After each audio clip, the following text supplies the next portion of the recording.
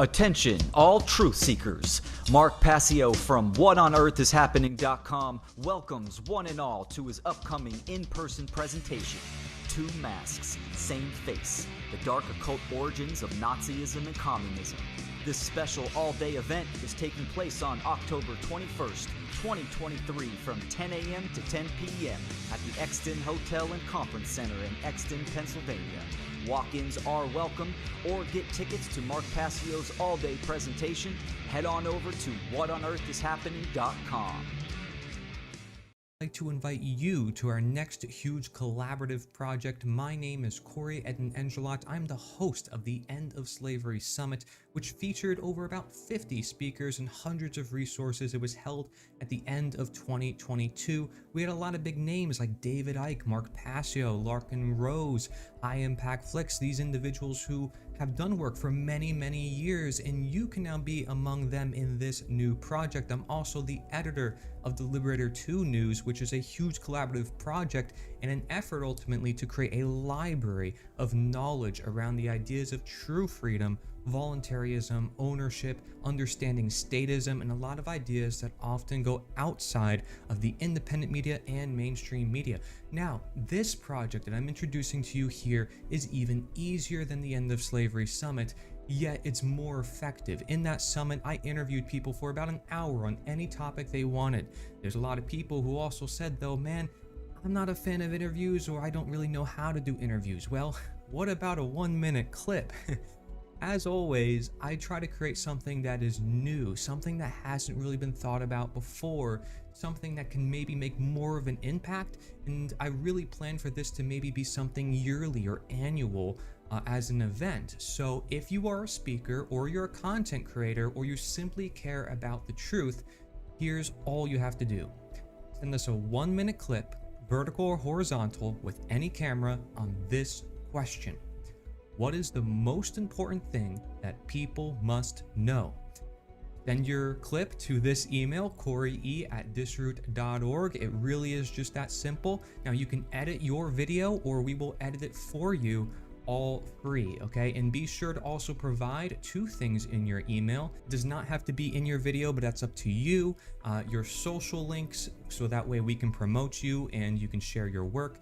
And number 2, where people can learn more about the answer to that question. And if you have any other questions, you can reach out to that email I provided. And once we gather about 50 or so clips, that's about 50 minutes. So we can turn this into several live shows with William Douglas from the Latter-day Liberator, part of the Liberator 2 project, and myself. We're going to be breaking down these clips and doing an analysis, and we can even interview you after your clip is shown on the show. Now that's only if you'd like as well. It would just add another flavor to the show and get more conversation going.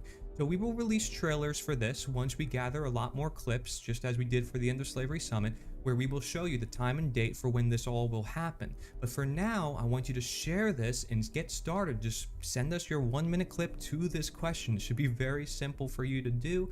This we're calling the Liberator 2 Showcase. And I encourage you, or anyone you know, to get involved and send us your clip. It is best not to release your clip publicly until the showcase is on. This will be done totally for free and for educational purposes, so I don't intend to get money off of your clips. And this will be for higher impact, like I said, and free promotion. So just bring people together. One of my main goals that worked successfully for the summit. I know we can do it again, guys. Share this video around or rewatch it if you need to. And if you prefer text format, you can go to the liberator.us/show, the liberator.us/show. You can also share that link if it's easier to any of your favorite content creators. You can be seen by thousands in our weekly newsletter, daily live streams, and several video platforms. You might know that TikTok and Instagram Reels and YouTube Shorts are very effective. I get way more views on those than I do any of my videos or articles or anything else we can do. This is quick, it's to the point, it keeps people's attention span, it gets into the algorithms. So let's use this wisely. Let's flood the internet with clips for real freedom. Thank you very much for watching. This is the Liberator 2 Showcase.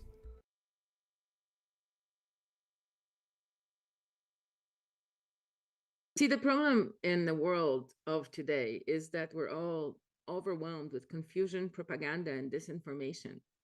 And one thing I teach people is to see through all of that confusion, all of that propaganda, and all of the disinformation by seeing the actual truth as it's written on somebody's faces. Right on their faces, all of those thoughts are written. And all you have to do is learn how to read them, right? So wouldn't it be nice to know what somebody's already thinking before you even open your mouth to speak? You know, it would give you a leg up at work. You could speak to your boss with more knowledge. You could speak to your coworkers without getting their back up, because you know what they need to hear before you even speak. It doesn't mean that you have to obey them, but it could give you that edge, that knowledge. They don't have that knowledge. In dating, it's like a secret weapon. You can approach a date on the date's level and really, really connect with somebody, knowing how they are in the world before they even open their mouth. And Agnieszka, you've spoke about face reading and body language reading at things like the Mariposa Freedom Festival coming up, and you've spoken at Anarcho-Poco. And how have people reacted to your lessons and the classes you've run? That's the most interesting part, because every single class I hear people saying, I love this course. I love this training. This is the best training. And it's almost like it's so strange, because every class, as they learned some, for 2 hours, I'll talk about noses and what noses mean. And then everybody in class will be like, wow, that was amazing. Thank you so much. And then they come back to me later and say that they were on a train and they saw all these noses and they could read into this person's nature or this person's thought patterns just by looking at their nose. It's fascinating. I think it's fantastic, and I want to share this with people. There's classes coming up. You guys can sign up. Go to ownyourbodylanguage.com, and you can sign up for virtual training with Agnieszka. She's a wonderful teacher. Learn to spot the lies in our world. We live in a very crooked world. That's why we have the End Evil podcast. We're trying to educate people on how to see things for what they are and how to see through the lies. And all around us, we're all caught up in these various lies and deceptions, and this is one way to break through that and to understand people and what they're really all about. Yeah, and the other thing that it's really, really useful for is when you're a freedom fighter or you want to end evil and you want to have that ability to convince people, to speak to people on their level, to understand what words you need to choose in order for them to understand you better. And that's really what face reading and body reading is all about, is understanding others and practicing that radical empathy so that they can better understand you and you can better understand yourself. Fantastic. So folks, head over to ownyourbodylanguage.com and hit the book a free 15-minute intro session. Is that the best way for people to get in, Agnieszka? Yeah, I think that's a great way to do it. And also, if you sign up or if you fill out the Contact Agnieszka form, you're going to be added to the mailing list, where we're going to be sharing some tips and different, maybe clips from classes and stuff we're going to be sharing, and we're going to be sending it out to the mailing list starting probably next week.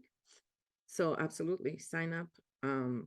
Contact me, ask me questions. I'm here to answer any questions. And if you have a specific person that you want to understand, you can always book a face reading, a body reading. I can read a photo for you of a potential boyfriend or a potential boss and give you some secret information so that you can go into that meeting already prepared. Fantastic. Thanks so much, Agnieszka. Appreciate it. You're most welcome, Kris. It's a pleasure being on your podcast anytime.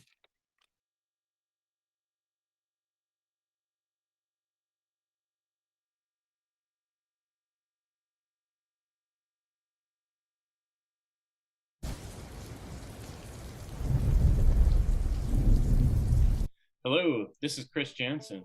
Welcome. All right.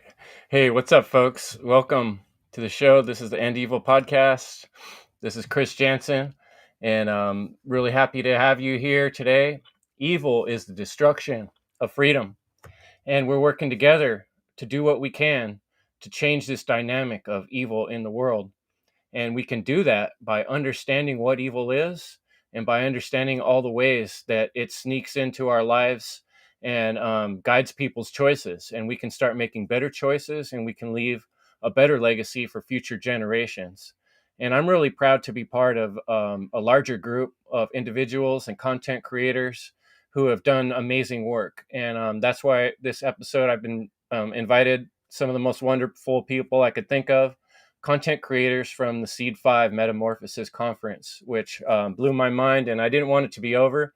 So I decided to have another roundtable and invite as many of these wonderful folks as I could. And I'm going to start bringing them in now, and we can get this awesome roundtable conversation going. We got Nate Kapp, Will Keller, Logan Hart, Kris Nelson, Douglas Martin, Brandon Martin, and Leslie Powers here today. This is an all-star team. How you doing, folks? Hello. Howdy. Exciting to be here with What's all up, you. everyone? Everybody's audio we're getting a coming little through? bit. Yeah, we're getting a little bit of audio distraction. So, Hello, Chris. what's up, Douglas? How you doing? Thanks for coming. My pleasure. Doing great. Hey, everyone. Glad to be here. What's up, Logan? Thanks for coming. I'm going to make an adjustment here. Thanks for having us, Chris. Yeah, I was, so impressed with the Seed Conference, and I've been noticing I don't want it to be over. So I decided to not let it be over. Got my new shirt in the mail. I see, Will, you got yours on. And, we're a lot of us are still reviewing presentations. I was just telling Nate, I still have a plan to sit down for 2 hours and thoroughly watch Nate's presentation and Douglas's. Those were the two I didn't get to spend the time I wanted to on at all. And I'm looking forward to my next car drive. So that's my time for that. But, I noticed so many parallels and like check marks in different presentations that echoed and reverberated from the other presentations, and some of the themes that popped up in different presentations. And so I was hoping we could maybe talk a little bit about some of the parallels. But I wanted to start off, I'll start with you, Nate. Can you just tell us a little bit about your experience as being a content creator, so listeners can kind of relate to the experience of what you go through trying to create something like what you did? Well, yeah. Sorry if there's a echo again. Sounds Yeah, good. and that's part of being a content creator. There's always going to be technical issues, especially when you're dealing with the computer and the internet and the your mic and all your hardware. But yeah, I mean, it's very difficult because not only are you taking in so much information and trying to process that information, but then you're also trying to learn the tech at the same time, trying to learn the thing that is being used against you on a day-to-day basis. And it's very, very difficult especially for someone who might be coming from more of a right-brained, modality. And I definitely came more from a right brain, so I really had to strengthen my left brain and go through the tech and really push myself hard to really understand the dynamics. And I'm still learning all the time, still having so many issues all the time, but I just keep pushing through it and just keep on learning from my mistakes, and even writing down my mistakes, writing down things that are helpful, helpful reminders. And but at the same time, again, taking in the information and then being able to demonstrate it to your best ability. It takes time, and it's something that I struggled with so much in the beginning, was just learning how to not only get in front of people, but to be prepared and to know, anything what I'm doing. That's why I think it was better for me to just start out with, smaller presentations and start out in front of people too, because I feel like, having, face-to-face presentations is very helpful. And there's not so much tech going on with that, or there doesn't have to be. So I think it's a little bit easier to start out that way, or just to start out even just recording just your voice, just the audio. And that's why, I do audio and slides only on the cubbyhole. And then I switched over to, I created another podcast called Outcasting with the subtitle Bits of Science Towards Freedom. And I did that as a way to basically work on my video tech and work on my audio and really try to advance myself in that way, just to, put myself through that. So that way I have a better understanding of how to deal with, the tech issues and how to, um, try to, fix problems on the fly. And I'm planning on doing, live video next year. So that's a big deal for me. But yeah, I mean, there's so much that goes into it. I could just go on and on. It's definitely a Yeah, but it helps because journey. people have no idea. I don't think, just the amount of time and energy it takes. But then on the other hand, how simple it is to get started on the other hand. So, who's next?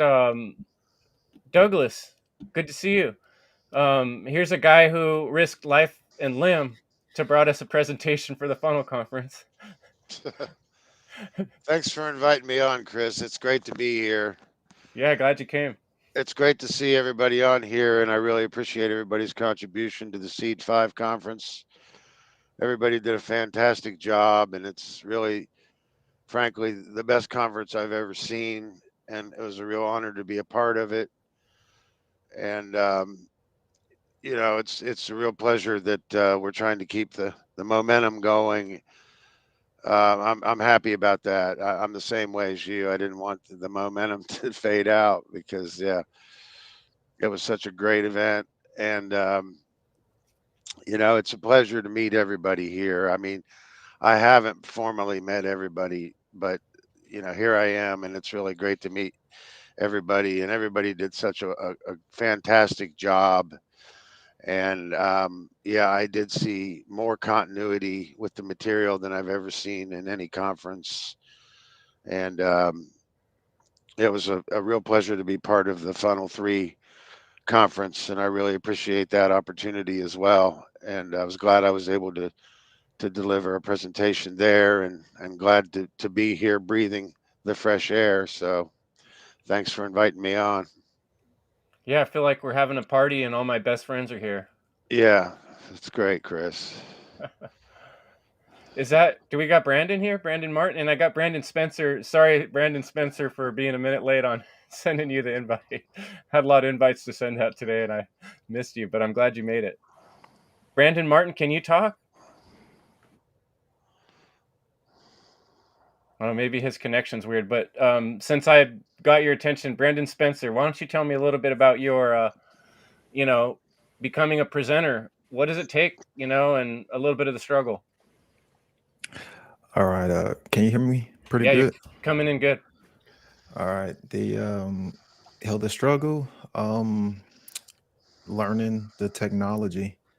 That's something that I've been trying to progress in. Because when I first started, I was very technological illiterate. So instead of just investing my time and, trying to gain more knowledge, I started to learn about the hardware and the software that I was using.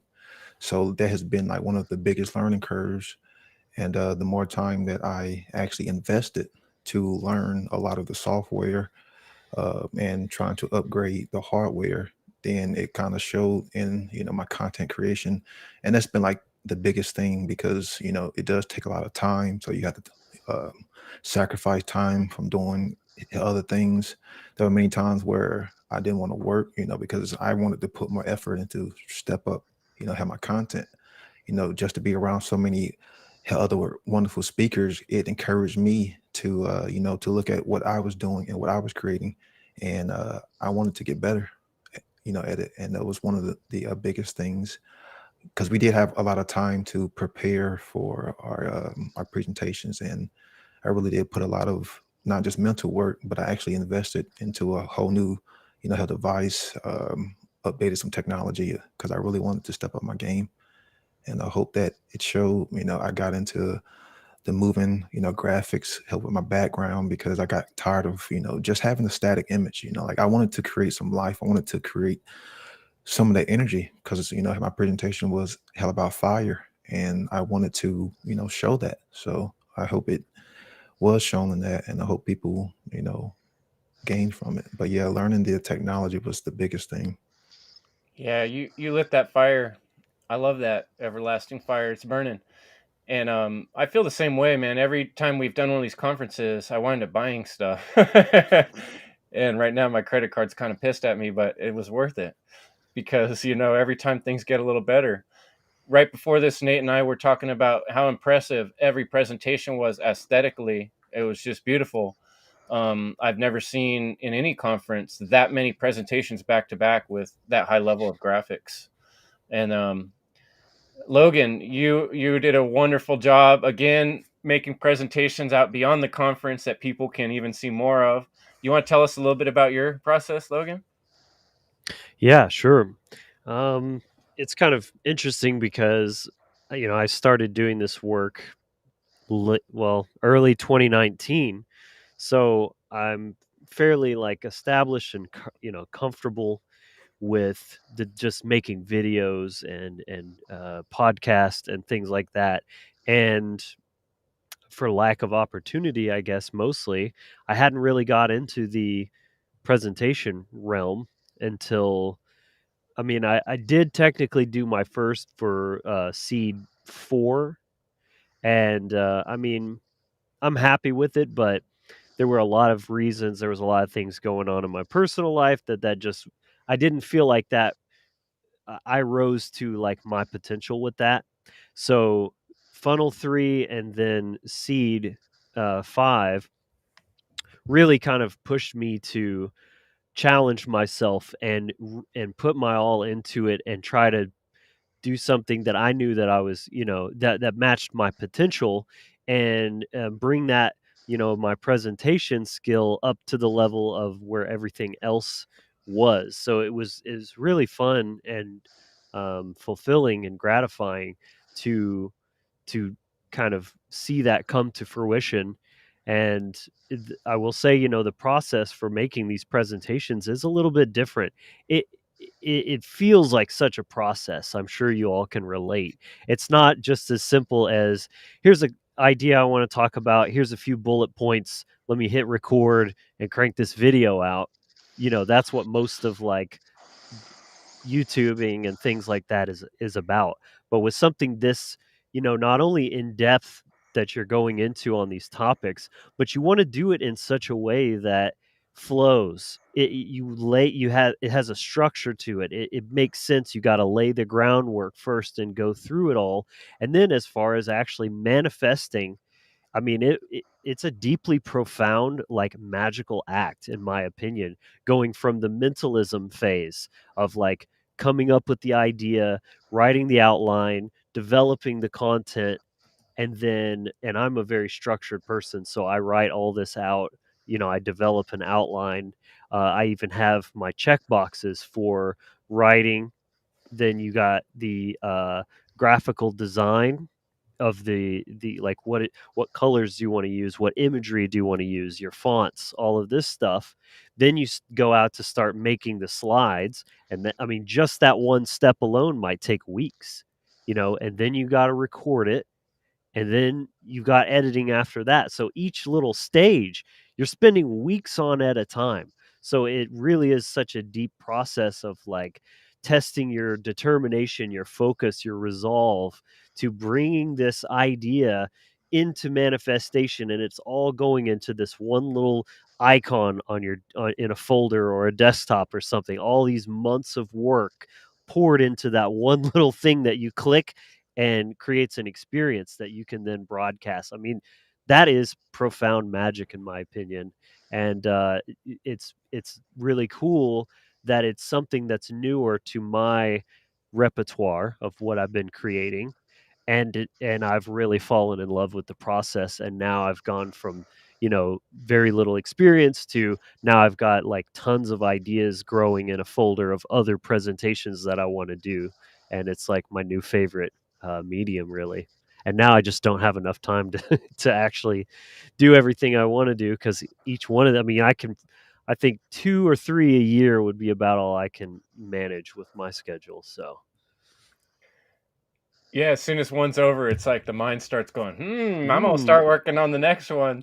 yeah, Yeah, and exactly. I think the other thing too that's hard for folks to imagine is like sitting down to write a book. Like you got to figure out where to start and where to end, and all the in between. And you get into it, you get deep into it, and then you kind of look up at some points, and you're like, wait, what am I doing here? What am I saying? It's like it's all up to you. There's no prescribed start, Yeah. finish, middle, and you got to decide all that. But I want to hear from Kris, because Kris Nelson did fantastic job and just coming out of the bat, first presentation at a big conference, and did a bang up awesome job. Very amazing. Thanks, Kris. Let's hear about your process. Well, thank you for the kind words. Glad you appreciated the presentation and the information that was in it. Um, I would just like to say for people who feel inspired that try, and that's part of doing. The yoga, there is no try, there is only do, but trying is part of the doing. You try, and that's your step towards trying to accomplish what you're trying to do. Maybe you won't accomplish it, but trying is that doing phase where you're trying to get to that goal of whatever you're trying to do. And maybe you'll get there, maybe you won't, but if you don't try, you'll never get there. So trying to if we're going to inspire other people to become more warriors on the battlefield, so to speak, then you know people have to get over maybe their shyness or whatever apprehensions they have for their voice or their appearance. You don't even have to appear on camera. Took me several years before I appeared on camera. I think it was only in 2023, and before that, I started off with writing. So you can start off anywhere and just try to do something to do the great work of trying to morally educate others, and then it evolves from there, and you just progress in your capabilities of putting out the information in different types of media format, and yeah, that's basically what I wanted to say for like regarding presentations or how I got started, and try to inspire people to just try to do something no matter what. And like if you're not even sure what to do, Mark Passio's information is a good start, or anybody's content is a good start. You get an idea and you can just talk about what you heard, and in a different way or certain parts, and you might be able to add information if you have it. If not, the main part is it's not to always try. Don't get hung up on trying to bring something new that other people haven't. That's always good to do, but the main part is to, as Passio says, to increase the voice of the truth. So even if you're repeating what someone says, you're adding that particular area of knowledge to the voice of truth online for potential people to access it. And sure, you won't probably have like thousands or hundreds of thousands of views as other people do, but it's that one more piece that's being added to the chorus of truth, and it helps in no matter what small way to propagate the potential for other people to be able to receive that message. So at first, like, oh, you're not going to add anything new, but don't even worry about that.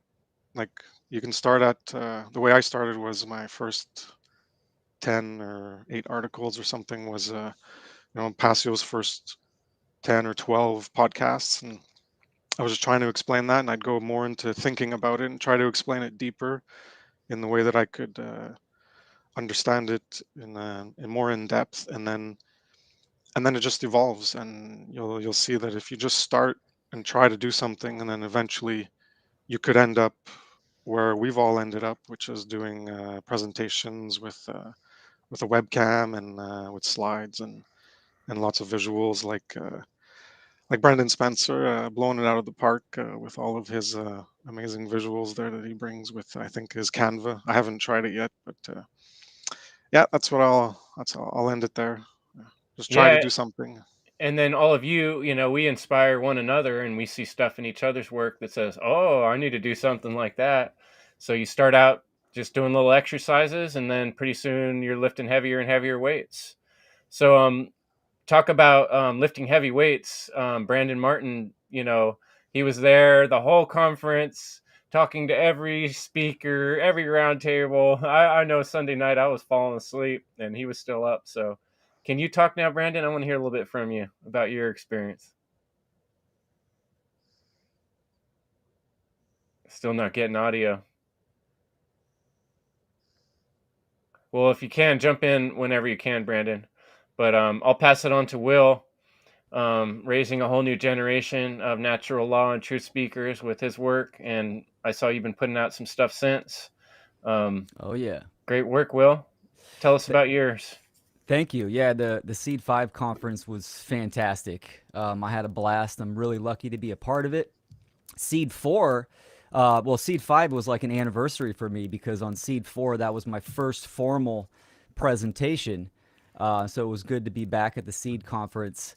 The presentation process, I love it. It's such a metamorphosis in itself, right? It's like a little mini hero's journey. You take an idea or a message and you're going to, construct this presentation to deliver it to the world.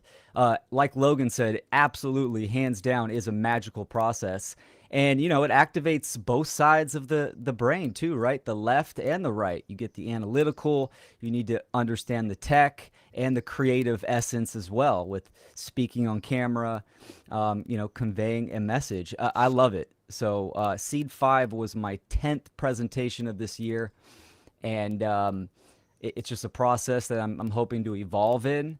And I think if anyone wants to get to that level, like Kris said, you have to break that inertia. You have to start somewhere. And absolutely, it's a process of evolution. So you just got to dive in and get your feet wet. And then one day you're doing stuff like, Will, your arches. I love that. That was a cool addition, the way you set up your slide with the royal arch over you. That was pretty sweet. I love that. I was just like, oh man, that's neat. Yeah, I knew there was going to be some new creativity and the way things, there's some traditional things that have been done in presentations, and now it's up to all of us to keep kind of bending those rules and doing things a little different and see if we can impress one another and then hopefully other people too. Brandon, you got your mic working now? I don't know. Am I coming through now? Yeah, there he is. All right, cool. All right. Awesome. I don't know what that was about. It was working in the settings. I was like, what's going on here? I just went through everything. Yeah, thanks for putting this on, Kris. Very, very excited to be here and be a part of this amazing community. Obviously, everybody really, laid out the foundation for the Seed Conference this year. And it wasn't for you guys, like it wouldn't have came off a home run, really. If it wasn't for all the hard work. I mean, you helped out with the green room, Kris. Everybody put in an effort at some level. And that's what we really need to see, is that we need a community becoming very, very strong with each other. We need solidarity with each other. We need to build friendships. We need to build spiritual friendships with each other and start to strengthen this community to its extent, because that's one thing that we are constantly fighting, is the division amongst ourselves, right? And until we have a strong community to fight back against tyranny and against mind control and against government, then we're just all separated. And that's exactly where they want us. And that's what the Seed Conference was really about. It's about bringing people together. So yeah, it's just been an absolute pleasure. I'm glad you guys thought I was a good host. I did the best that I could. I thought the interviews went really well with everybody. That was something I really wanted to extend. Every time I had somebody else come on, I was like, oh, I just want to keep talking to you, like I have so many questions I want to ask you guys. And so that was really fun. And that's the first time I've been on the side of being the interviewer. So that was, the first time I've been a host, but I have a lot of experience with hosting events. So I've always been around organizing events, usually musically or, within the skateboard arena and stuff like that. So I've always had background information into organizing events like this. So it was a little bit easier for me than it would be for most people to get something like this going. Plus, I've been pretty tech savvy for the most part, most of my life, building PCs, being, torrenting since torrenting first came out, hacking programs back in the day, hacking video games back in the day and all that stuff to play. So I've always been in the technical industry in trying to keep up with the tech. As Mark says, we do have to understand the tech. That's extremely, extremely valuable and extremely important to getting the message of truth out at this moment. And as far as like a friendly tip for people, like the way that I do my presentations is actually a little bit chaotic. And some people may do it differently, right? Some people may be very analytical and very like linear and structured with it. And some people may be a little bit more wild, and it may be a little bit more of that feminine aspect, that feminine creation style, where you're just like winging it sometimes. And you can create masterpieces from both sides of this paradigm, where I try to balance them both, obviously bringing the intellectual and the creative side together. But there is a slight aspect of, some randomness that gets thrown in with mine. So usually what helped me was starting out writing essays, and then I would take a section of my essay and then I would make a slide with that. And that helped me to just start to develop the ability to do graphic slides, right? I already had a background in graphic design. So understanding a little bit of the programs that you're using, the basics, you don't need to get into super detailed about it. That's one thing that I would recommend, is not trying to become super advanced with like all the intricacies of the programs. Just find the basics, work from there, and start to develop that skill set, and you'll get better at that, just with repetition. And then the other thing is that it's always a constant unfoldment of self-knowledge as you do these presentations. You're going to learn more about yourself. You're going to learn more about the topic that you're trying to bring to the table. And that's something that's so amazing when you do work like this, is that it's not like you just know everything and then you just put it down. Some people do it that way and that works out. But for me personally, I learned so much more by doing this work, by being in the active stage, right? By activating myself, by having my mind, my heart, and my guts in the right place, and aligning myself with natural law and putting it in there. And then the universe comes together and kind of helps you to build these tapestries of aggregated synthesis of this knowledge, And I think that's really important, because it is an unfoldment. It's an unfoldment because we're on this spiritual journey. And I think that's all I have to say on that, really. Yeah, and I found off what you said, I found that when I put myself through that process, in the future, if I have to discuss a similar topic, like I've already gone down the step-by-step path of building something, and it's like it's all there, And once you build something like that from the beginning to end, it really gets it in your brain in a different way, that helps you memorize it and think about it deeper. And man, we got some 2 gems of beauty here. Ladies are supposed to go first, but I saved the beauty for last, and we did brawn before beauty. So let's go to Leslie Powers, and then we'll hear from Indica. Thanks for joining us, ladies.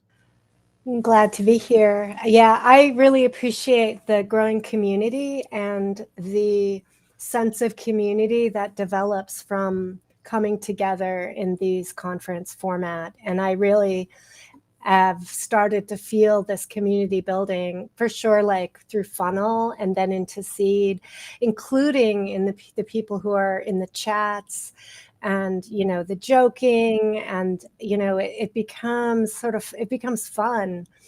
And there's like these familiar names then, that pop in, and it stimulates that sense of, we're in this together and we're not alone. And we have this common passion for what's right and true. And we're sacrificing a lot of, our energy and time for this cause. And for me, like I had the inspiration for my my topic, even before funnel, I had started my slides, but then I got really focused on funnel 3. And then after funnel 3, I had this sort of like big inspiration, almost like a download of and I had so much inspiration in my topic that it got me kind of confused. Actually, it interrupted my linear process and became really unwieldy for me, like emotionally and intellectually, where I had all these ideas of ways that I wanted to be creative and create something actually that's way beyond my technological ability, you know, and I had to keep sort of like bringing it down and take these big ideas and these inspirations that I had and sort of try to put it into an hour, which ended up being an hour and a half after I'd cut it down from a lot more than that. So it was sort of a challenging, this particular presentation of the ones I've done so far was the most taxing for me. And I went through periods of like self-doubt and, because I'm very honored to be included in this group of people. And for Brandon, when you invited me, I was like, oh my gosh, it's like a real honor to be a part of it. So it mattered a lot to me. And that because it matters and I'm, putting something up with all you guys, it adds a certain, there are moments when I was like, oh my God, like, can I pull this off? Like, what do I do? I was just sort of a mess a little bit and ended up like, it pushed me to a new limit. But in a way, like afterwards, like I'm feeling like, wow, it was a transformative experience. And I'm glad that, it came, it was well received, which is gratifying. And I felt like despite all my anxieties or whatever and stress, I was satisfied. And I put something out different than I have done before. And it opened up another world for me. So it is like this evolutionary process for us as individuals to test ourselves a little bit. I was really inspired by Brandon Spencer's like DaVinci Resolve tutorial, and I really wanted to learn that and do it, but it came down to the wire and I didn't get to do it. But I was able to incorporate a little OBS. So one of my goals with technology was just to do something new, like to just learn something new in this process and realize, wow, I'm going to start working on those technology things, longer before, the due date. But to get out there and just experiment. And I've always felt like from people in this community that you're available to ask questions to, that you're really willing to help people to grow and learn new things. And I feel very it's very gratifying to be part of this community. So yeah, thank y'all. Yeah, joyful experience. Thanks so much, Leslie. And I enjoyed watching and helping you go through your experience as well. That was intense. I know. She's It like, was. ah! I know. That was the last week before I'm trying to get it done. I was like, oh, Kris, I don't know. And I was getting so confused because I listened to it over and over and over and was editing it. And I was like, I didn't even know. I felt like I repeated myself like 10 times in the presentation. It was just because I listened so much. And then how about you, Indica? Was it a struggle? You did something really unique and I loved it. It was different, it was creative, and it brought in a child's voice. That was amazing. Tell us about how that went for you. Well, first of all, I just want to say, hey, everybody. It's just great to be a part of all this and such great people and everything that you're doing. I just can't believe that I'm actually sitting here and talking to you all, to be honest with you. When I look back at every one of you, and I saw presentations 2, 3, 4 years ago, or what you were doing, and then what you are today, it's just mind blowing. It really is. And, even though I did something, pretty simple, I felt like I was very guided to do that. it was like I was being used. My soul was being used to create that, because some source is kind of telling me that I have to kind of do a little play in my mind. And it really was a dream. It was like a, not really a sleeping, but like a daydream. And when it came to me, I said, well, that's what I'm supposed to do. And that's what I did. And I've never done anything like that before. But it was wonderful working with them, these really cool people that were very, very open minded and somewhat very aware. So I met her actually at a meeting regarding what's going on in the world today. And we became friends. And I met her little boy, and her little boy came up to me and says, I love your book. And I just talked to him for a while, and this was like a year ago. And then when it came time to do this, I said, what do I really want to do? And what do I really want to focus on? And I always want to focus on children, because they're getting the raw end of the stick, and parents need to wake up and, join in and try to do the right thing. And that's just what I'm trying to do, is the right thing, and be creative and artistic in a way that tells a story. So that's it in about in a nutshell. Well, thanks so much, Indica. I think us sharing too and being personal with people, that if other people do watch these videos, that gives them the opportunity to kind of like realize, oh, these are just regular people like me that busted their ass and try to do something extra in life, and maybe I should too. And like, I know I've heard people get back to me and say that something I said or something in one of my presentations affected them. And I know every one of you have affected lives, and that is so huge. If there is such thing as angels, I imagine all the angels just like, yeah, look at these guys, look what they're doing. So I wanted to next kind of open the conversation. Whoever wants to talk from here on out. I just wanted to make sure I got everybody a chance to speak individually, but let's just kind of discuss like some of the parallels we saw that went throughout the conference. I'm going to start by just saying, since Indica was talking, the parallel between her presentation and like say Will's work, right? And how the importance of speaking to the children. And that's huge. And that also has to do with the rebirth, let's say, and Leslie's presentation. And I can't remember if there were others that also, really put the emphasis on children or the next generation. But I know we talked about, leaving a legacy and how do we affect future people. So yeah, anybody else want to jump in on that point? I have something to say.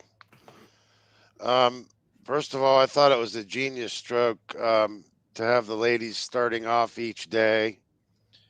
And Indica, I thought your presentation was amazing. And you've always had a skill for the photography, and it really showed through. And some of the angles that you were able to get, and your theatrics were just incredible. And I know your background, so it's not just you got lucky. I know that you've done your homework, and it really shined through.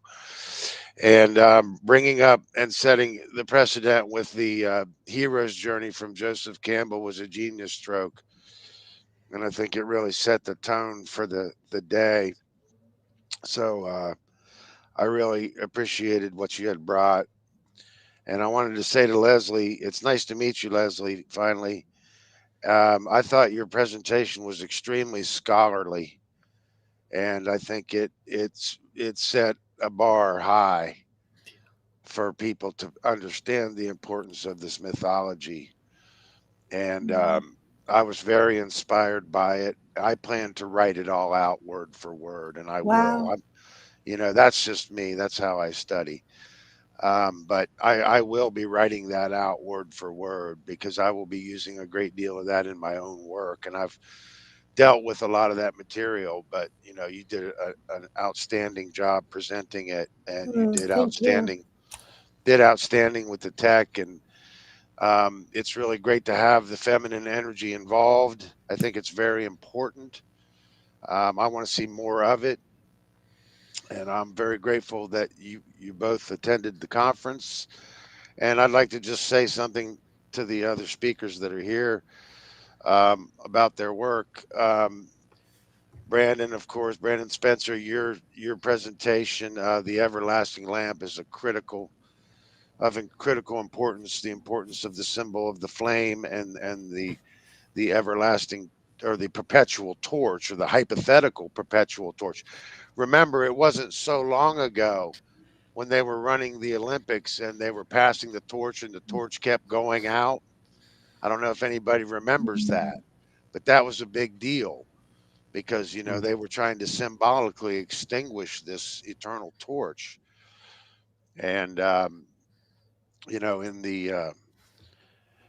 the Golden Bough, we see the Vestal Virgins guarding the perpetual flame. It's a big subject, but it's a very important subject, and it's very important that it's symbolic of the knowledge being, the critical knowledge being passed forward to progeny and posterity, and that is what our responsibility is to do.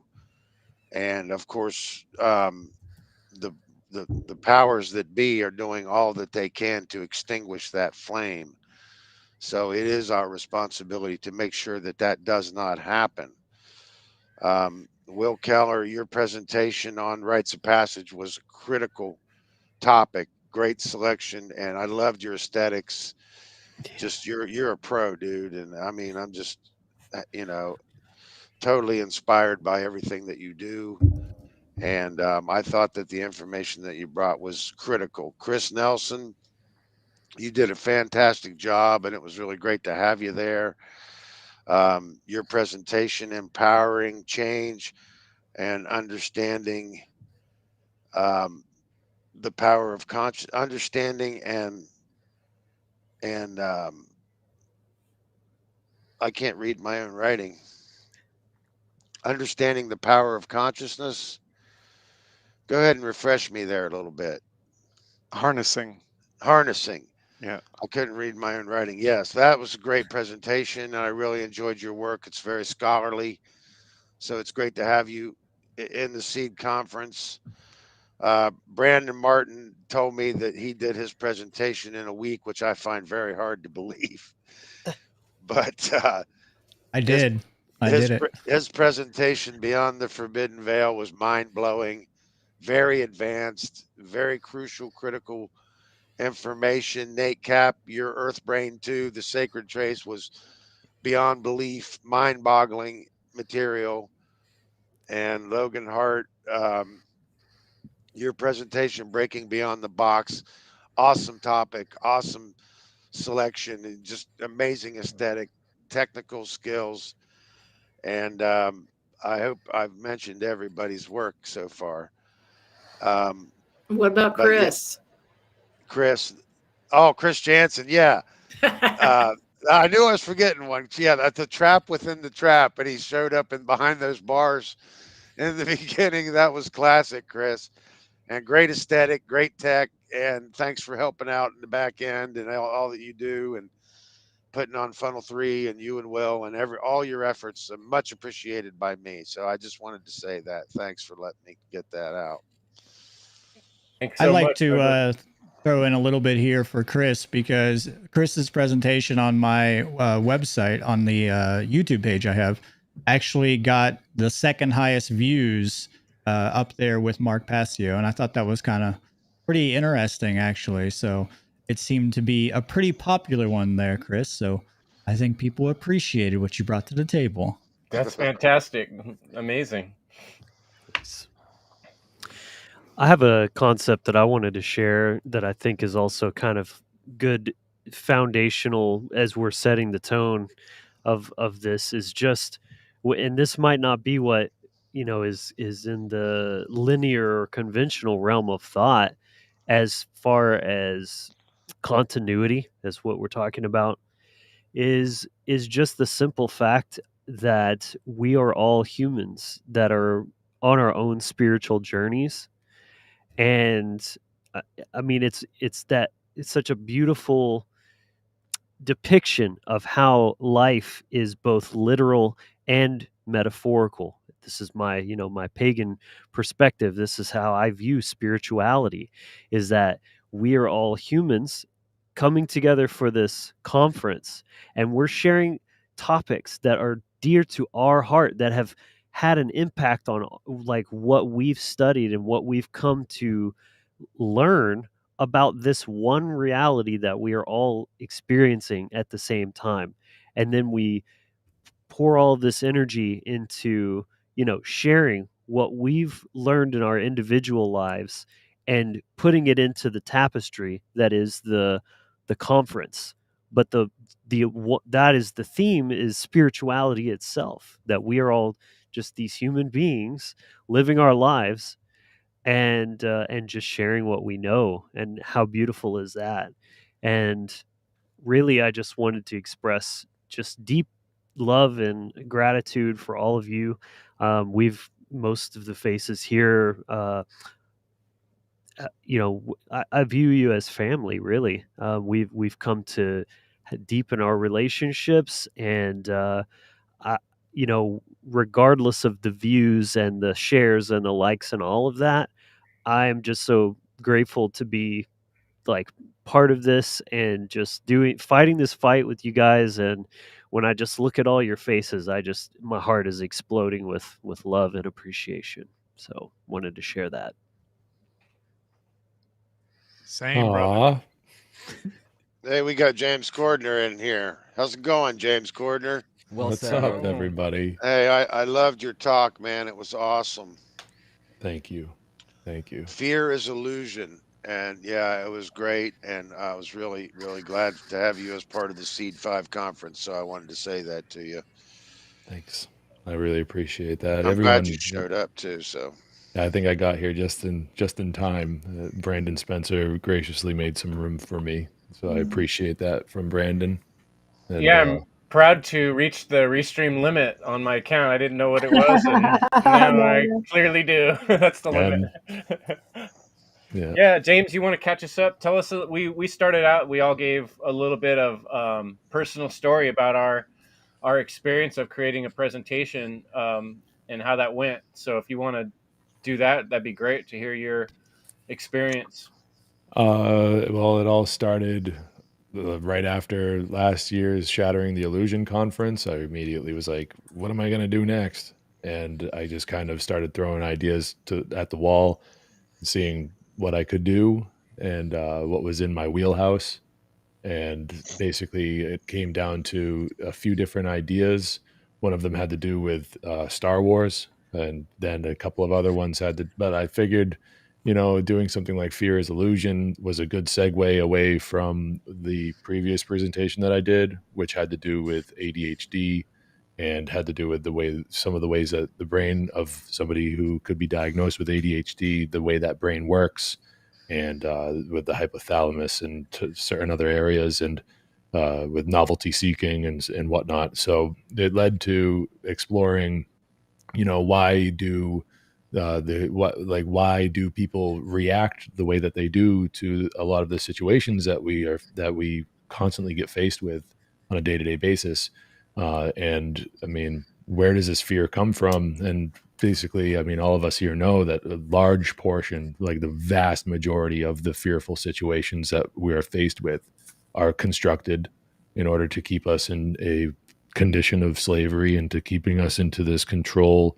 And I just kind of wanted to see if I could lend my voice to maybe pointing out from a different perspective how that works. That's why I kind of constructed that wheel of intraspecific kleptoparasites, is because that is, in my opinion, a very good way to kind of attack the problem, is by giving it a name and seeing how it all works together, and how one aspect of this leads into the other, and it all feeds off of each other and creates this energetic flow from the top down to the bottom, back up to the top again, and then it just creates this cycle. So my experience in creating the presentation was I do a lot of listening. I do a lot of listening of podcasts, books on tape, and I just jot down notes, and I make notes. Like I have, I mean, what would be the equivalent of pages and pages and pages of notes in my phone,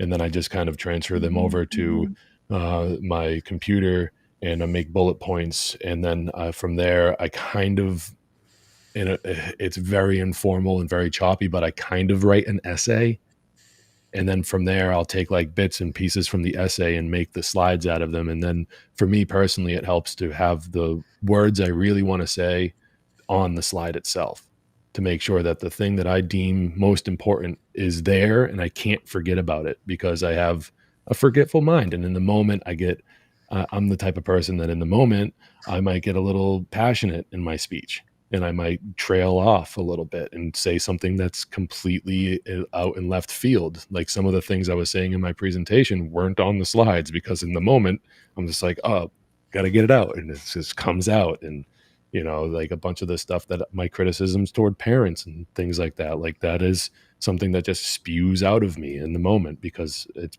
passion. It's about being in the moment and not having some predetermined script all the time. Of course, having that in one aspect can really help drive the ship, help drive the ship forward and keep the flow going. But on the other hand of it is, like, every now and then you got to do an impromptu kind of rant, go out on a tangent, as long as you're not going so far out there that you can't find your way back. And then from there you just kind of continue on. Like, that's my presentation style, my approach to it. I've only done a couple of these things, but I've been podcasting for a while, and maybe I got some chops to this thing, but I mean, it's definitely a challenge when Brandon Martin comes to me and says, "Hey, I'm doing the Seed 5 conference. Do you want in?" I'm like, "Yeah." And then I go and I say, "Oh my God, what did I just agree to? Oh my God, there's going to be so many other people there. Oh my God, oh, do I compare myself to them?" And then I go, "No, don't compare yourself to them at all. It's an honor to be there. And whatever you put out, like, you were invited. Like, the people that organize this thing, they want you there. And if you fail, then fine, take it with grace. But you're invited. Try to make something that is going to be something that you're proud of. And if other people criticize it, or if you're the guy that gets the least amount of like replays on your presentation or whatever, all these trivial, superficial things, okay, whatever. Means you're over the target. You still did it. And you did it. And the idea is that you see the people that you're standing. Like when Brandon and I did the Q&A after mine, I referred to it as like we're linking arms, like playing this game of Red Rover. And like, it's like you're standing there with these guys and gals, and that in itself is like a challenge. Like, so much like just talent and passion from each and every single one of you in your presentations. Like, you were wearing your hearts on your sleeves during your presentations. Like, this is all stuff topics that each and every one of you love and care about, and making sure that your voice gets out there to speak the truth and to make sure that your perspective is being shown and conveyed to the masses of people that are going to listen and watch and whatever. But to just be a part of that is like intimidating, but it's also very much an honor. So yeah, I mean, that's kind of my experience with the Seed conference. And you did it in one take. I did my presentation in one take. Yeah. And I enjoy your tangents. Thank you. But I mean, the one take thing, it comes from all the live streaming that I've done. Is like, you say it, That's you can't right, take yep. it back. You can't, and like, it's there.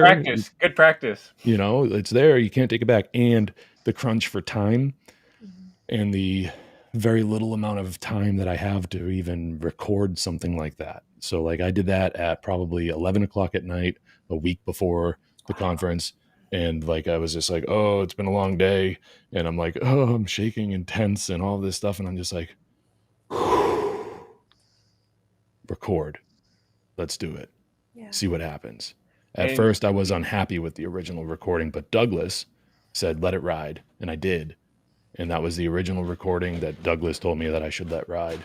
And that's what I put forward. So it was awesome.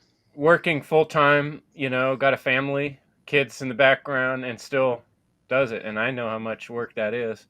And, you know, there's something you mentioned, James, that I wanted to just reflect briefly on, then I'll pass it on, is that, you know, there's people that watch the movies, there's people that make the movies, but there's people that actually have to go in there and do all the little things to make a movie happen, you know, and that's the mechanics behind what we're doing when You're wearing describing. all the hats. Yeah. There's a lot of little pieces and parts that have to go together, and I really appreciate you people that are the people that actually do that.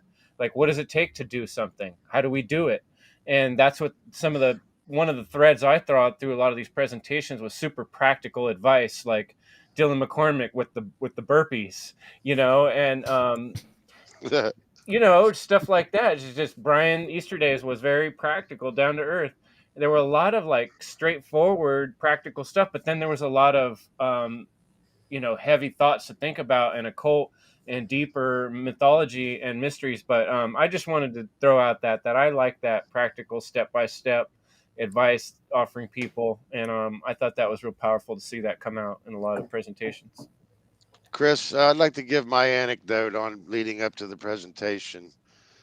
Not to be a conversational bully, but I do have a story to tell. I took the Yeah. how to become the true media class with Mark Passio, and you know there was a lot in there that you know I still need a lot of work with, but I learned what I could, and I got the information that I needed to do what I was trying to do, which was primarily learn to use the NDI. And I want to recommend that anybody that's doing presentations with OBS or these other applications should be using NDI and at least get familiar with it, because it is a real game changer.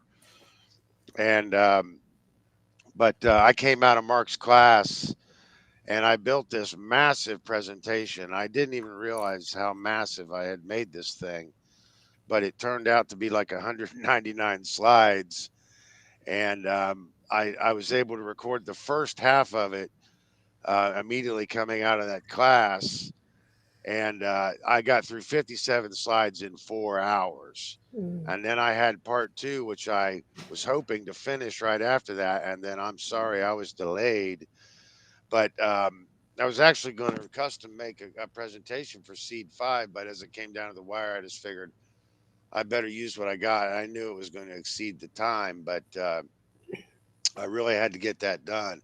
And a lot of that material has been pent up in me because I've been wanting to, you know, get to that material for the longest time. And I did a lot of my advanced work first.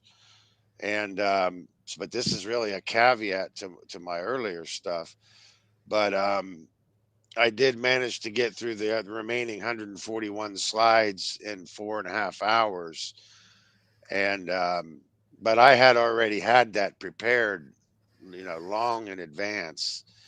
So it was really good to get that off my chest and get that presentation off of my desktop. And you know, it was a real honor. And just to say a couple more things, Brandon, you did an amazing job with the hosting. I mean, you really looked like a natural, and your interviews were just on point. You were really in the moment, and you really got some great interviews out of it. And I was just blown away at your tech savvy and your presentation style, of course, but the way you carried yourself through the Yeah, hosting was good awesome. energy. So yeah, that was basically what I had to say about that. Thanks. Yeah, Brandon, you knocked it out of the park. You like seriously, you deserve a round of applause for like being there and being on point and pushing through like 2 days in a row. What was it, like 40 accumulative hours or 30 something hours of? I think I hosted for around like 38 hours, 37 to 38, but it was around 41 hours of like live time over Yeah. 2 days. Yeah. So I have a lot of experience being in front of a lot of people, being very social. So my background, you know, I've had cameras follow me around since I was in my teens. I've just, you know, I have a lot of, you know, build up experience, like I said, just dealing with situations like that. But that was definitely quite a lengthy amount of time, you know, and then obviously working on a presentation and simultaneously organizing the event. I couldn't have done it without Tyler. Tyler was the key to everything in the background. I mean, I could have put something together, but nothing as clean as what he threw together. You know, obviously we had Will who helped out with a lot of graphics, and you know, I got some outsourced art and graphic design, and then we also had Nate who did a bunch of the flyers and graphics as well, and he's always done such an amazing job with that. And I mean, you know, when I first started the seed event, it was like a desert, you know, out here in the community. Like there was nothing. And then whenever, I mean, besides Nate and Mark and Douglas, pretty much were the only people I was getting good information from, and maybe Jordan Maxwell and people online. But I never had like a real community to speak this information to like we have now, which is really a family, like what Logan was talking about, which is amazing. And I was just so thirsty to see more people get activated, and that's really why I got inspired. And I got inspired from the Free Your Mind conference, and that was pretty much the only place that I kind of felt that kind of energy coming together. And there was no other conference like the Free Your Mind conference at that time. And it was like, oh, you know, like we need more of these. Why aren't these out in the public? Why isn't this online? You know, what is going on? And every once in a while, I'd get like a little deceit because I'd see like a mirage out in the middle of the desert, and then I'd run up on it, and it ended up being like a cactus, right? And I'd be like, oh yeah, this guy's not really speaking truth or something like that, right? And so I was just so thirsty. And then also I wanted to kick these guys in the ass, you know, Nate and Douglas over here, because I knew they had a lot to bring to the table as well. And you know, I kind of have a way with people with getting motivated to do things. And that's something I think I got from my dad. And I can really organize things very well and just get people energized to go do stuff, right? Because that's the thing. We have to become activated. And I know that it was really Mark Passio who kicked me in the ass with like, you know, what the hell are you doing with this knowledge? Pretty much like you know some stuff, you know, here it is. Like, what are you really doing with it? So, and I had to sit back and ask myself those deep questions and like why I wasn't putting out knowledge. And it was like, okay, why not do something like the Free Your Mind conference? And then it just came together. The energy, the organic, you know, combination of all the tech and all the people who wanted to be involved, and you know, just so many different people have helped organize this event. And then we had Will, who got inspired from many events like the Seed Conference, who did the Funnel Conference, and I was just so impressed with that. So my deepest thank you goes out to all of you guys, including the people who were kind of the predecessors that a lot of people don't know, who helped to get the Seed event and going in the first place, like Seed 1 and Seed 2. There's a lot of other people that helped to get those going. So yeah, my deepest thank you goes out to all you guys. My spiritual thank you goes out to all you guys. And I love all you guys so deeply. And you've brought so much great work to the world that we're not seeing enough of, but we are making a little bit of a difference. I get emails from all over the world constantly from people who say, you know, like this work is changing my life. And that's what it's really about, you know, and then you know that that's really coming down to the children at some level. And that's why I really, you know, again, love what Indica and what we'll talk about and what James was talking about. Whenever I see anything talking about progeny, I know that we're going in the right direction. You know, that's the place that we really need to take this information. But also, I also know how difficult this information can be, and it's going to be more advanced than just that. And that's why I try to tackle the literature and the scholarly work, you know, because that's something we are going to have to deal with. We're going to have to deal with the advancements of the mythology. We're going to have to deal with the advancements of the ideas, the political sciences. We're going to have to deal with these things at some level. And, you know, really natural law is a panacea for all of this. You know, it's a panacea, meaning it's a solution. It is the solution to the spiritual ills that we have. And it is a spiritual wound that we have. And we are in a spiritual war. And this is how we're fighting it. This is our self-defense mechanism, is sharing this information across the whole world as much as we can. You know, so thank all of you guys for coming together, and thank you for putting together, you know, what I would call the flower of life. Finally, you know, we're starting to bloom it, right? It's starting to really unfold because the seed it's not even a seed anymore. You know, it's not. It's moved beyond that phase. It's in the metamorphosis phase, you know. That's what it was all about. Yep. That's right. That was beautiful. I love how you said that, Brandon. Thanks so much. That's just, it's very inspirational. And I know that people are getting inspired because I've seen it and heard it. What are some of the things that stuck out for you guys? You're going to say something there, Leslie? Yeah, I wanted to share. I think the inspiration piece is really important because we all need inspiration because, things in life can be very discouraging and we can feel defeated. And there's a real need to constantly sort of refire up that fire inside us. And these conferences are part of that. And one of the, I guess, correspondences or like things that I appreciated in three, I mean, more than three, but these three particular presentations. So mine was around the mythos and kind of the recognition that our lives are all part of a living mythos, and that we have an opportunity to make a conscious choice of what role we're going to play, and that this needs to be based on what's right and moral, and that by stepping into our role consciously, we can become, like, as Dylan McCormick said, a living symbol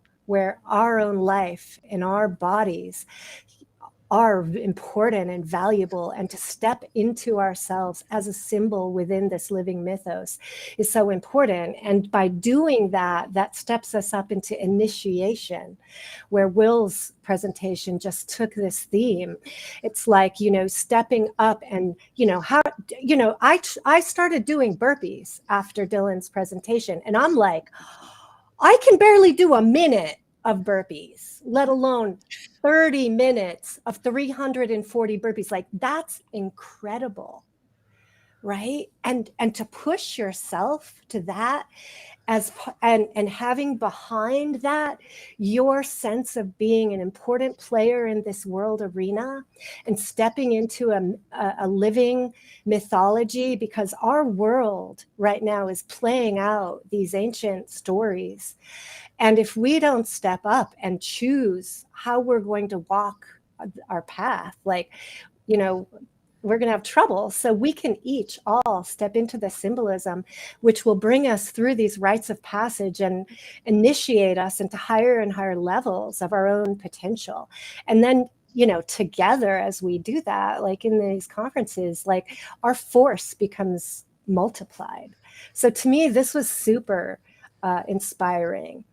And to see that some of, like Brandon, I love, how you brought together the demystifying all these occulted traditions and just sort of tying together so much, it's really beautiful. And it's like seeing everything together, and the whole is so much more powerful than just one presentation alone. And I think that this is a really wonderful thing to keep moving forward with. And the live music was amazing by Grant Presence too, added extra awesome energy. So I just wanted to highlight that as well. Yeah, I really like too that you brought up that rites of passage, because that was a powerful theme that came up in a lot of presentations. Go ahead, James. So while it was on my mind, I really wanted to kind of tell this little story. I watched the Seed 4 conference, and I watched it from the beginning to the end. And Will Keller opened up the day with his presentation about conscious parenting, and it really just it smacked me in the face, right? And then shortly thereafter, I think it was like a week or two after, Will and I met and did a podcast with Sean, and like from there, it was just like this rolling ball down the hill for me personally, like doing podcasting and everything like that. And I started to take it more seriously about speaking up and speaking out about these things that I'm concerned about.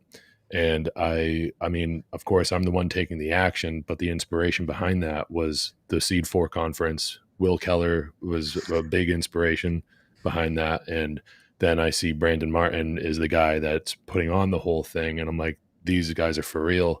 And here's who I'm looking up to. And to like, that's what I was trying to say before when I first came in, was like, to be able to go from just a spectator to working my ass off for like a couple years, like nonstop, trying to figure out like, how do I speak about these things that I feel like I've always known about, to go from just being a spectator to actually being invited to, like, not seed 6, not seed 7, seed 5, from seed 4 to seed 5. Like, it's just like, it just shows that anyone can do this. Yeah. Anybody that's a spectator of this podcast, of the Seed Conference, of Funnel, even Shattering the Illusion, any podcast, whatever, you can do it too, and you can make a difference as well. And whether it's a difference in your life, which is awesome to do if you're leading a better life and you're not causing harm, that's great, because that's who you're responsible for ultimately. But if you're helping other people be inspired to make a difference in their lives as well, that's a great thing as well. But you're never going to know until you try. And that's all I did. All I did was try, and I was inspired to do something. And I stood up and I was like, I got to do it. I got to do something. And look where it got me. I mean, it's like I'm standing on top of a mountain, like at that Seed 5 conference. And like, it's just, I don't know. I just wanted to share that with people, where it's like, look, the more people that are speaking up about the problem, if you're sharing your perspective, if you're sharing your perspective and vibrating in truth, and like, you know that you're speaking truth, then the more the merrier, in my opinion. And we're never going to make any sort of movement in this effort if there's only 12 of us, 24 of us who are speaking up about it. So I rarely speak to people like this, but be like me. Get inspired to speak up, give it a try, and push yourself, because we're never going to see a brighter future until more of us are doing this. And that's what I just wanted to say. So again, thank you, everybody here. And that's it. Well said, brother. And now you're doing fantastic work and inspiring me. That's what's great about this, is that all the presenters in the Seed Conference, everyone here right now is my inspiration.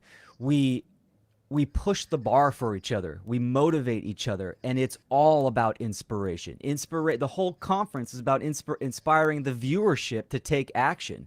It's like, you can't force people to look within, but you can inspire them. And that's what inspiration is, right? To breathe into heart and mind. And this is how we can reach. We can reach and activate the heart space, because you have to care. And if we can deliver knowledge and a message, and someone can take that and feel that frequency, that vibration, it's to inflame, to ignite. And this is what it's about. It's about activation. And we're creating the ripple effect, right? We're all candles, and a million candles can light the world. So, I mentioned that rites of passage thing, and there were times when communities would get together and dance around a fire and tell stories. And our world has become so fragmented, like I talked about, that doesn't happen the way it used to in many cases. But what we're starting to do is reform that mythos, like Leslie might say. We're recreating a community, and we're recreating new rituals that are rituals of learning, rituals of using the trivium, of sharpening our swords of thought, and our magic of our words. And what else can we do in this life but do that? And I just think of situations in my life where I've looked up the hill and see somebody who's better prepared for this hike than I am, and got all their stuff together. Not only are they doing the hike, but they're willing to help somebody else too. And I think that's kind of where we're getting as content creators, that we're not only just living our life and making the bills and taking care of the kids or whatever, but also doing something for the future of all humanity and trying to make a literal difference in the world as it exists. Right. I That's mean, powerful. it's about like doing what you got to do in the world that's been built around us to like get the resources and do the things, but it's also about your intention and your care, and where you put your care in the spare time that you have, because we all have spare time. There's nobody that exists that has absolutely zero spare time, whether it's an hour, 40 minutes, 30 minutes, that's spare time. What you're doing in that time, where you're putting your care, makes all the difference in not only your own life, but in the lives of the people around you, and the ripples from there, like what's being described, and that's where people's mindsets can change, and change for the better, is if we just put our care into something that's actually worthwhile, and that's not going to lead to the harm or initiation of harm of another living thing, another person, even animals. I mean, we don't got to go down that rabbit hole, but it's still true. And I think that can change the world if we just focus on what we care about and realizing stopping the initiation of harm is the big solution, in all forms. Let's make a tradition of truth and first principles and morality, right? In Right. nature. Right. Because That's a the hell of a first tradition. principles, Let's get it going. Like that's the foundation. And if you don't have a strong foundation, the structure is going to topple over. It's not going to be able to stand. It's not going to be able to withstand any storm. We can apply that metaphor to whatever you want, but that's a good metaphor to use. It's going to topple over. It's going to crumble. I have go ahead. Is that Brandon? Go ahead, Brandon. Yeah, just real quick to piggyback what James said. Before I started doing, content, I never thought that I would be a part of anything like this. I never thought that I would be, with on a roundtable with Nate Cap and Kris Nelson. I never thought that. I was just a nobody, but I cared for things. I wanted to know what was going on. I cared for truth. And just sitting back and watching a lot of y'all's content, it really did inspire me. How Will Keller, when he first started doing presentations, I told him beginning of the year, his presentations inspired me to step up my game. As far as learning the graphical side. Seeing his slides, seeing Kris Nelson slides, they're some of the best, and it always inspires me. So you never know who you will inspire one day. Even though I never looked at myself as somebody important, it's the knowledge that is the utmost importance, not me, but it's what we bring to the table. Because we all share common values, we all share have common principles, so we can put whatever small differences aside to unite to see the bigger picture and try to inspire those, because we all want to see change, and we all know that change isn't going to happen happen overnight. So the best thing that we can do is to try to educate, inspire, and put the information out there for everyone to make that decision for themselves. And that's really what we are trying to do. That's what I'm trying to do, is to penetrate the barriers of the individual, because that's who we really are trying to influence to create change within themselves, is the individual. And the more of us that start doing this, the more inspiration that we're then sharing for all of us to draw upon. That's what's so cool. It's just a self-sustaining, multiplying cycle. And I mean, never underestimate the power of the voice as well. Like, just to simply be a human being that has thoughts and emotions and a voice to communicate those things. Don't think that you're nobody. Like, if you have a mind and a mouth to speak, like, you're somebody, and your voice matters. So even if you don't think you have anything new or interesting to say, there's nothing new under the sun, and but maybe you are going to have your own unique way of saying what has been said, but in just a way that might connect with somebody in a different, a unique kind of way, and have that received. And then maybe that inspires them, and then they step up. And I mean, that's what we're going for. Just one person at a time. Change happens slowly and then all at once. So I think the more of us are joining in on this, I think that if we have the persistence, which I believe that we do, when I look at all of you, we are very resolute, and we've been at this for years, and we don't plan on giving up anytime soon. And I think, like, it seems somewhat discouraging sometimes. The growth is slow. Feels like nobody cares sometimes, but I think because the world is changing and things are kind of getting worse, the worse things get, the more what we say or what we're about is relevant and important. And so that shift is always moving. And I think at a certain point, there will be a sort of the S curve, where, like, people are really starting to realize the importance of having principles, and then we will be the ones who have been, putting this out for years. And when people come looking for it, then they hopefully will be the ones that, that they will turn to. Yeah, there, like when I was looking into Mark Passio's work, I often try to imagine, like, I've heard in terms of marketing, when you're trying to create a podcast, or you're trying to create a message, you're supposed to imagine the avatar of the person you're trying to reach. And that helps you, that might help someone out there. If you're trying to create something, that's one of the first steps you want to do.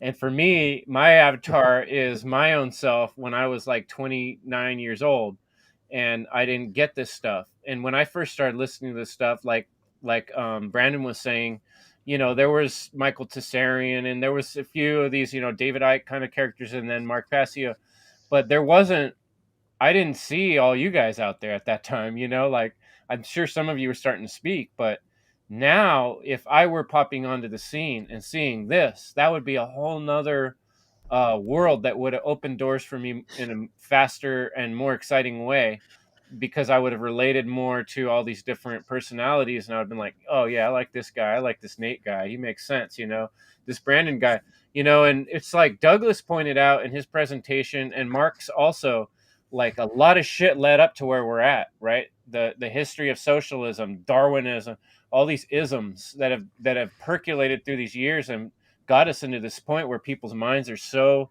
stuck on belief systems. We got to, like, piece by piece take all this shit back apart and ask why and look at each piece, and most people aren't willing to do that. It's scary, so we're helping them do it. We're doing it in little pieces and parts to make it a little easier, like push-ups, like exercise.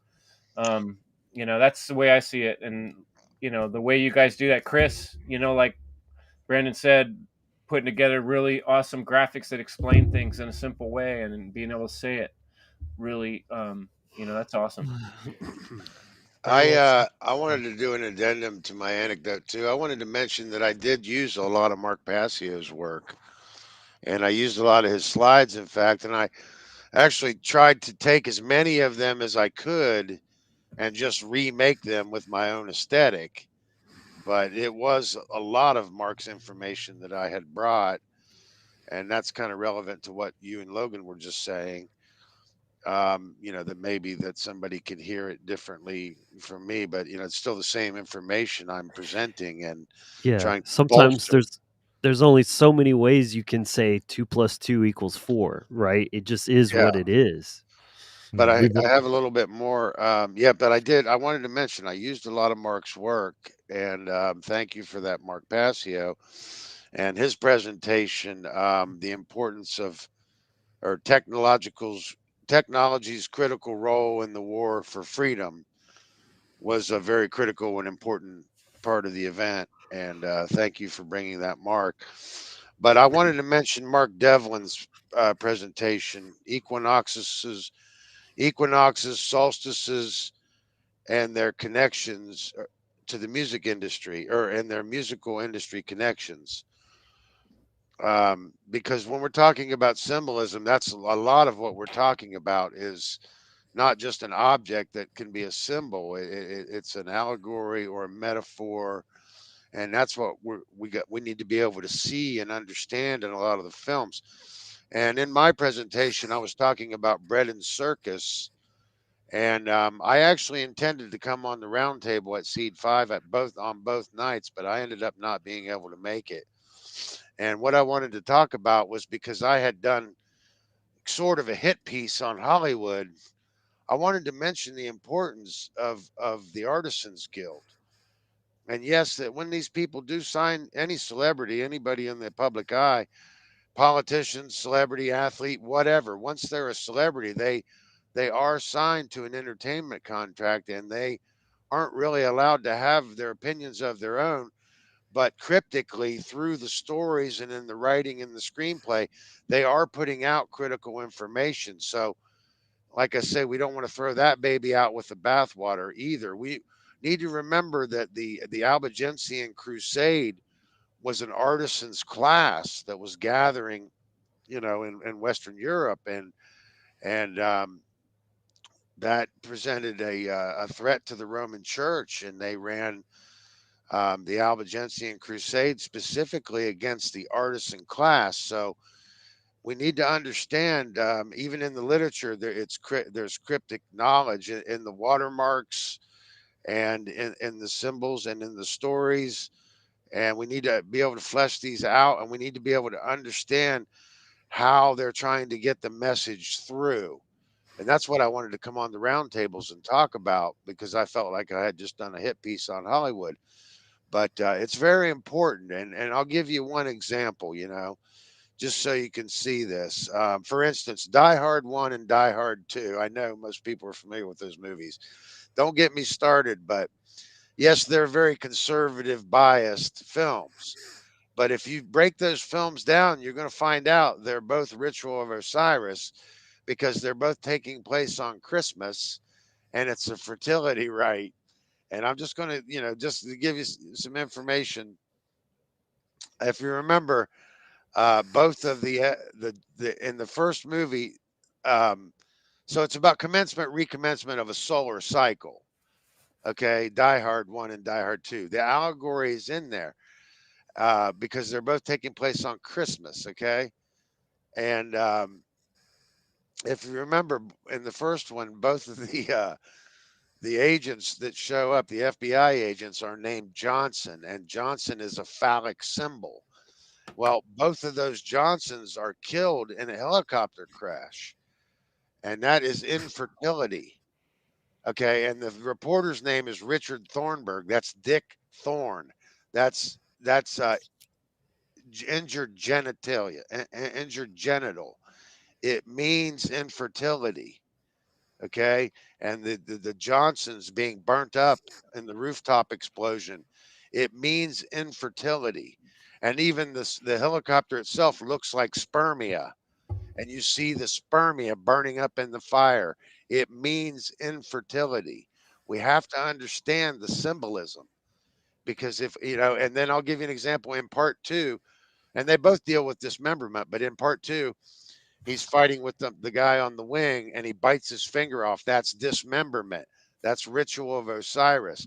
And then the black commander goes through the turbine of the jet engine, and that's dismemberment, because it means infertility. It's the Ritual of Osiris. So we have to understand these allegories. That's the symbolism that we need to be able to see. Like in Apocalypse Now, the guy's name is Lance Johnson. It means injured genital. It means infertility, because it's all about these fertility rites, which goes all the way back to the ancient nature cults. And they're speaking through the allegory. We have to be able to read the symbol. Thanks for letting me get that out there. Beautiful. Awesome. I'd like to add to that. Well, first I want to say I really appreciate all the appreciation from you guys and your words. It really means a lot to me. And I don't know that,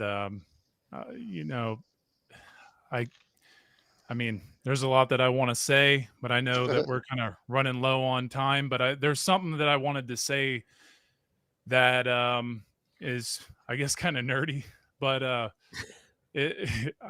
what I noticed in this whole conference, some of the the parallels or some of the overlap of the symbolism is that and this goes with what Doug's saying about Osiris, but just to show some of the connections that I saw that were really powerful. Well, obviously the 5 and the butterfly is very interesting. Being the metamorphosis, the seed 5, because Doug's talking about the phallic, the Osiris's phallus.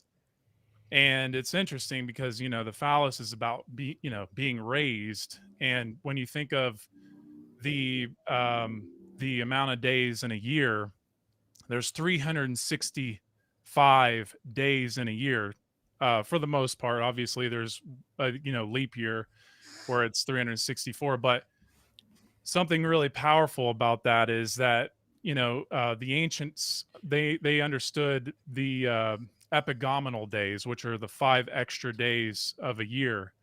So it's 360 plus the 5 epigomenal days. And that 5 is so powerful because when you think of, the round table, you have an X, and, right where those 2 lines meet in the middle, that's the middle. That's Osiris. That's the middle part. The phallus, that's the raised part. But it's very significant because, what I've realized in this whole conference is, it's the round table. It's everybody's bringing their information to the table. And one of the things that is at the middle of the table, we're all searching for truth. And we all are bringing the knowledge of natural law as the undertone. That's our foundation. That's the principle we're working from. And, for it to be the 5, and it's very interesting, with, Twitter turning into the X, very significant and very synchronistic, especially, right around the, right before Seed happened. But it's very interesting because, the round table is about King Arthur, and that's something that, Brandon brought up that was really cool in his presentation. And, thinking about all the connections with all the boxes, because that's about resurrection. That's what Osiris is about, the resurrection. So you have, Logan did an excellent job at showing all the connections with the boxes and, being raised and thinking outside the box. And then, I saw Kris Nelson talking about the same things, especially talking about the 3rd degree, the raised degree, with the coffin. And that was something that I kind of touched on as well. It's very interesting that that was, something that even happened more than once in the conference. So that means everybody's on this very similar frequency, just like Chris Jansen with his breakdown of the Tesseract, another box, something that is just it's well, and then look at my mother Indica. She talked about, the hero's journey, right? And then, that hero's journey is about raising.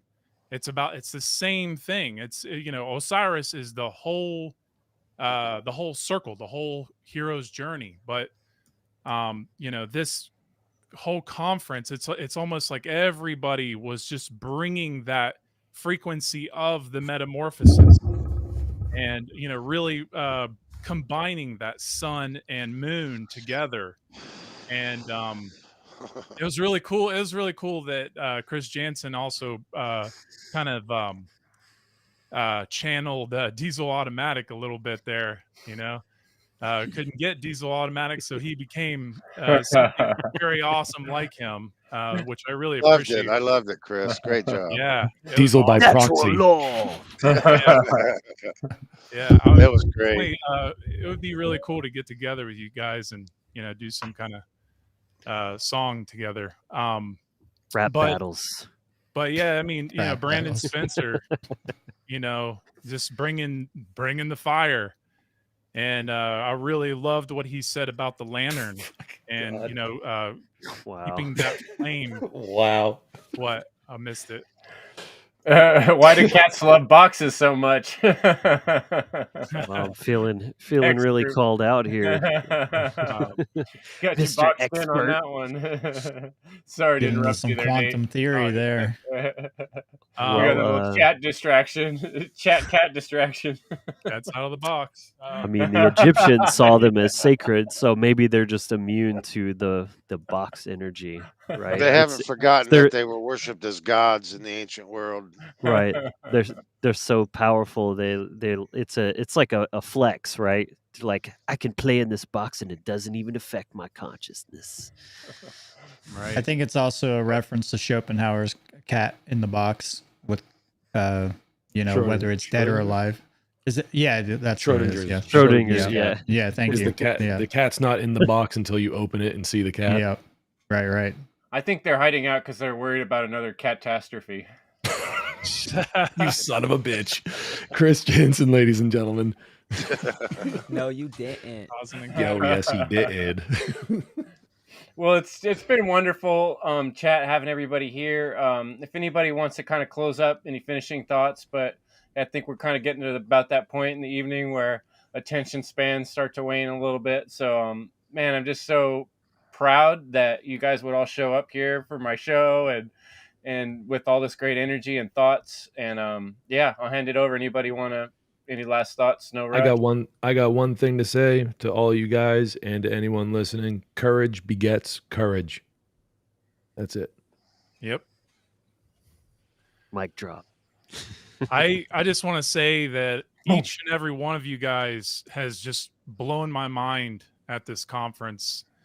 And I wanted to finish off also there was a lot of other people that gave great presentations, not getting to them, but I just wanted to also say Leslie Powers really inspired me a lot with her presentation. And, it really is about finding your care, finding that sacred feminine and reuniting that, rekindling that flame and, keeping it in that lantern, like Brandon Spencer was saying, and really protecting it and growing it. And you guys are all just so awesome.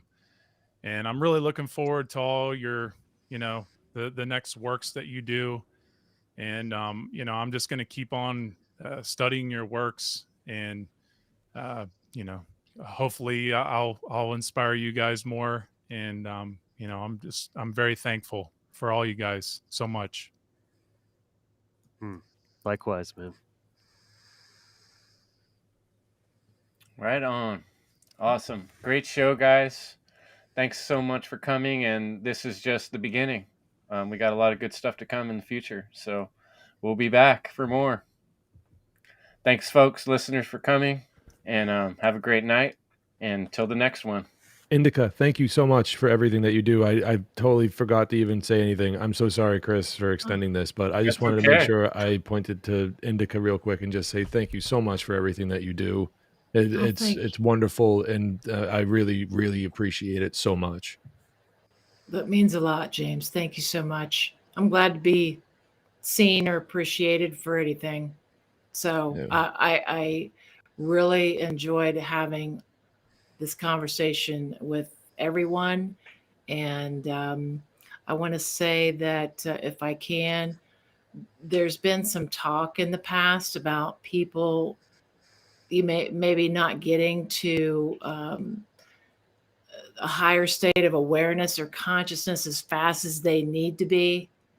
And I tend to differ with that, looking at this group that wasn't really together 4 years ago, or so things are happening and it's very positive. And I see a lot of very positive things happening because we're all here together to help each other grow and reach that higher awareness. And that's why we're all talking here today, to, inspire others. And we're doing it, we're doing it right now.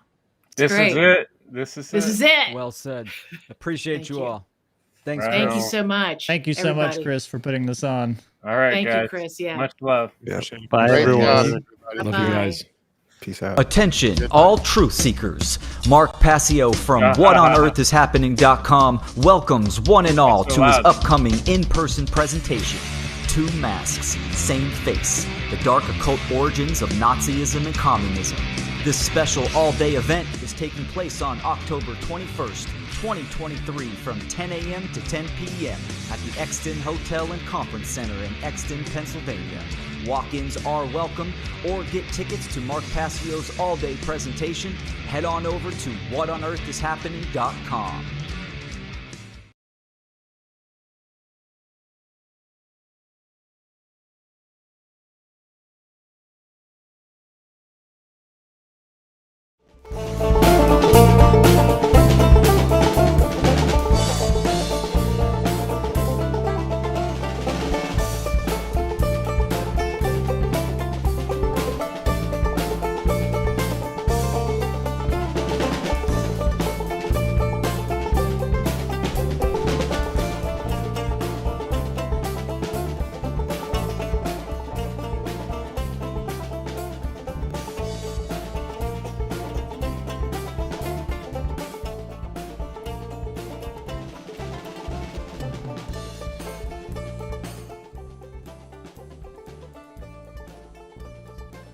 ultimately, it's up to you.